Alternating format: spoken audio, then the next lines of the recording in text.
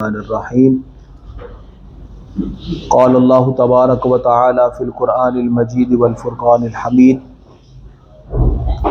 یوم یحمى علیہ فی نار جہنم فتقوی بها جباہہم وجنوبہم وظہورہم ھذا ما کنزتم لانفسکم فذوقوا ما کنتم تکنزون صدق اللہ العظیم وقال النبی صلی اللہ علیہ وسلم بنی الاسلام علی خمس شہادت اللہ الہ الا اللہ واشہد ان محمدا عبدہ ورسولہ واقام الصلاۃ وایتاء الزکاۃ وحج البیت ان اللہ وملائکتہ یصلون علی النبی یا ایھا الذین آمنوا صلوا علیہ وسلموا تسلیما۔ مل کر درود پاک پڑھیں۔ الصلاۃ والسلام علیک یا سیدی یا رسول اللہ وعلی آلک واصحابک یا سیدی یا حبیب اللہ۔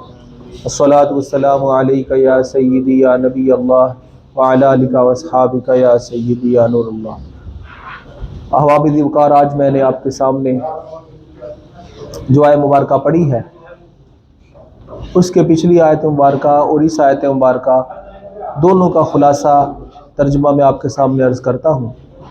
اللہ تعالیٰ فرماتا ہے والذین یکنزون الذھب والفضة ولا ينفقونها فی سبیل اللہ، کہ جو لوگ سونے اور چاندی کو اکٹھا کرتے ہیں، جمع کرتے ہیں اور اسے اللہ کی راہ میں خرچ نہیں کرتے، اللہ کی راہ میں انہیں خرچ نہیں کرتے، تو یہ قیامت کے دن ان کے لیے عذاب ہے۔ فبشرھم بعذاب علیم، انہیں دردناک عذاب کی خوشخبری سنا دو کہ قیامت کے دن یہ سونا چاندی ان کے ساتھ کیا کرنے والا ہے۔ فرمایا یوم یحمى علیہ فی نار جہنم، قیامت کے دن اس سونے اور چاندی کو آگ میں تپایا جائے گا۔ یوم یحمى علیہ فی نار جہنم فتقوی بها جباہہم وجنوبہم وظہورہم، اس سونے اور چاندی کو تپا کر اس کے ماتھے پر لگایا جائے گا، اس کی پیٹھ پر لگایا جائے گا اور اس کے مختلف جسم کے اعضاء پر اس سونے اور چاندی کو گرم کر کے لگایا جائے گا، اور اس کے بعد یہ سونا چاندی اس کو کیا کہے گا، ھذا ما کنزتم لانفسکم، یہ وہ سونا ہے جس کو تم اپنے لیے اکٹھا کرتے تھے، میری راہ میں خرچ نہیں کرتے تھے۔ فذوقوا ما کنتم تکنزون، تو آج چکھو وہ جو تم اکٹھا کیا کرتے تھے اس کا عذاب۔ یہی سونا اور چاندی جس کو آج ہم جمع کر کے رکھتے ہیں، زکوٰۃ نہیں دیتے، قیامت کے دن یہ ہمارے لیے وبال جان بنا ہوگا۔ گرم کر کے اللہ تعالیٰ اس کو پیشانی پر ہماری لگائے گا، جو لوگ ہم میں زکوٰۃ ادا نہیں کرتے، پیٹھ پر لگائے گا۔ تو اس وجہ سے حدیث مبارکہ میں اس کی جو پوری تفصیل بیان کی گئی ہے، اس تفصیل کو سمجھنے سے پہلے ایک بات سمجھ لیں۔ پچھلے دنوں میں نے عرض کیا تھا کہ جانوروں کی بھی زکوٰۃ ہوتی ہے، لیکن کون سے جانور؟ جو سائمہ جانور ہوں۔ سائمہ کا مطلب ہوتا ہے سال کا اکثر حصہ یا پورا سال، یعنی 6 مہینے سے زیادہ جو جانور جنگلات میں پھرتے ہوں، انہیں خود سے چارہ نہ ڈالنا پڑتا ہو، انہیں بولتے ہیں سائمہ جانور۔ سائمہ جانوروں پر زکوٰۃ ہے۔ سائمہ جانوروں پر زکوٰۃ کی تفصیل یہ ہے کہ اگر 40 بکریاں ہوں یا بکرے ہوں تو ایک بکرا زکوٰۃ کے طور پر دینا سال کے بعد واجب ہے۔ اب جب 100 بکریاں ہو گئی تو 2 بکرے دینے پڑیں گے، 2 بکرے یا 2 بکریاں جن سے بکرا۔ 200 بکرے ہو گئے تو ایک بکرا اور بڑھا دیں، 3 بکرے، 200 پر 3، 400 پر 300 پر 4، 400 پر 5، پھر ہر 100 کے بعد ایک ایک جانور بڑھتا جائے گا۔ دوبارہ سن لیں، 40 بکرے ہوں تو ایک بکرا، 100 ہوں تو 2، پھر اس کے بعد ہر 100 پر ایک ایک بکرا بڑھتا جائے گا۔ یہ ان لوگوں کے لیے ہے جو اپنے جانوروں کو چراگاہ میں لے جاتے ہیں، انہیں کچھ ڈالتے نہیں ہیں، وہ جانور خود ہی چر کر کھاتے ہیں، یا تو سال کا پورا سال، یا پھر سال کا اکثر حصہ، مطلب 6 مہینے سے زیادہ۔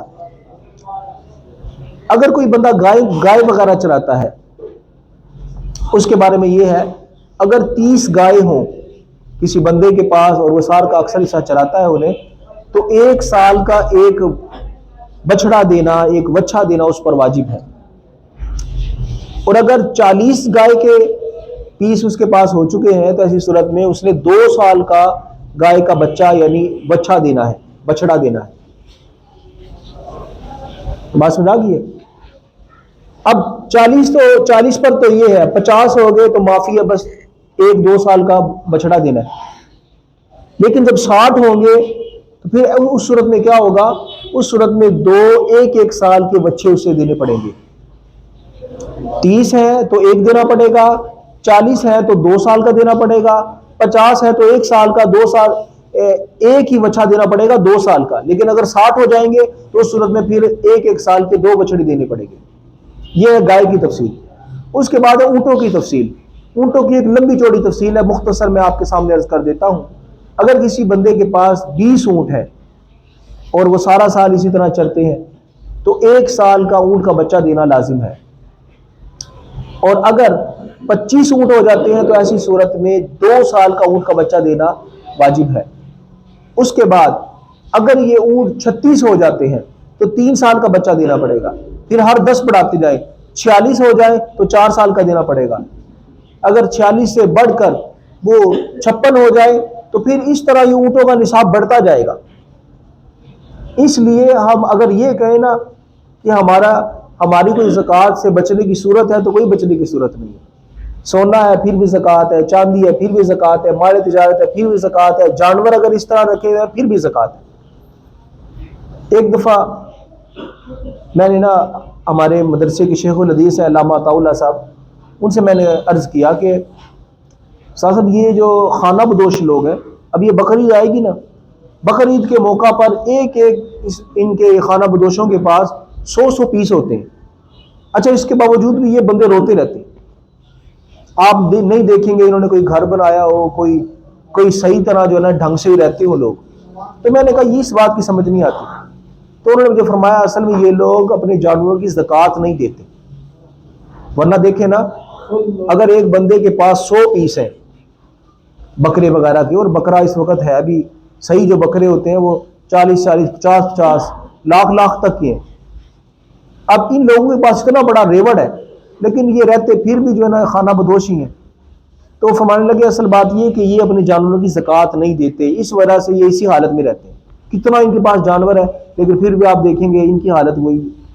تو عرض کرنے کا مقصد یہ ہے کہ اگر ہم زکوٰۃ ادا کریں گے تو اس میں ہمارا فائدہ ہے، اور جس طرح میں نے جانوروں کے بارے میں بتا دیا کہ جانوروں کی زکوٰۃ اس طرح دینی ہے، گھوڑوں کی زکوٰۃ نہیں ہے۔ یہ جو جانور جو پالے جاتے ہیں جن سے نفع حاصل کیا جاتا ہے ان جانوروں پر زکوٰۃ ہے۔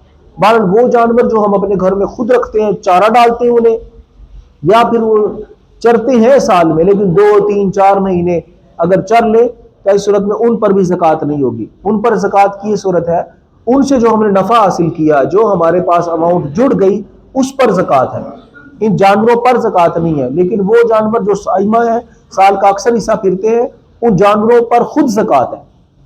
اور اس کے بعد ایک چیز ہے عشر۔ عشر بولتے ہیں 10ویں حصے کو۔ عشر کسے بولتے ہیں؟ 10واں حصہ۔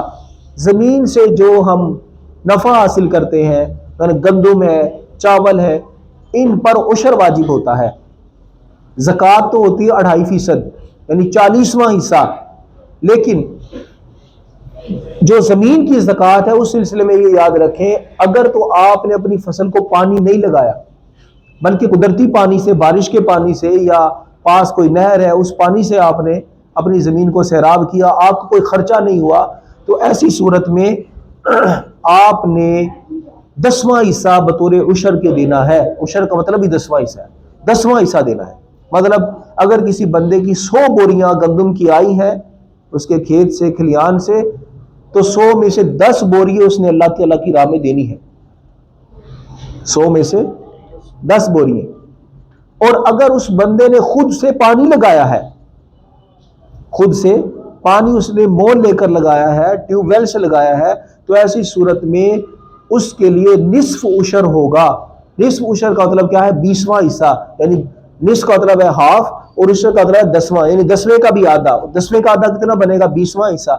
مطلب یہ ہے، سادہ لفظوں میں یوں سمجھے کہ اگر کسی بندے کی زمین سے 100 بوریاں بطور عشر کے آئی ہیں، 100 بوریاں اس نے زمین سے حاصل کی ہیں، ایسی صورت میں اس کو 5 بوریاں اللہ تعالیٰ کی راہ میں دینی پڑے گی۔ یہ اس صورت میں ہے جب بندہ خود سے پانی لگائے، خود سے خرچہ کرے، اور اگر خرچہ نہیں کیا بلکہ قدرتی پانی سے سیراب ہوئی ہے تو ایسی صورت میں صرف 10 بوریاں دینی پڑیں گی، اور اگر خود سے پانی لگایا ہے تو ایسی صورت میں صرف 5 بوریاں دینی پڑیں گی۔ تو زکوٰۃ سے اس کا نصاب تھوڑا سا زیادہ بن جاتا ہے۔ زکوٰۃ تو صرف 2.5% ہے، یعنی 40واں حصہ، لیکن عشر 10واں حصہ ہے یا پھر 20واں حصہ ہے، اس کی میں نے آپ کو تفصیل عرض کر دی ہے۔ انشاءاللہ اس کے مزید مسائل آپ کے سامنے کل عرض کیے جائیں گے۔ اللہ تعالیٰ کی بارگاہ میں دعا ہے اللہ تعالیٰ ہم سب کو عمل کرنے کی توفیق عطا فرمائے۔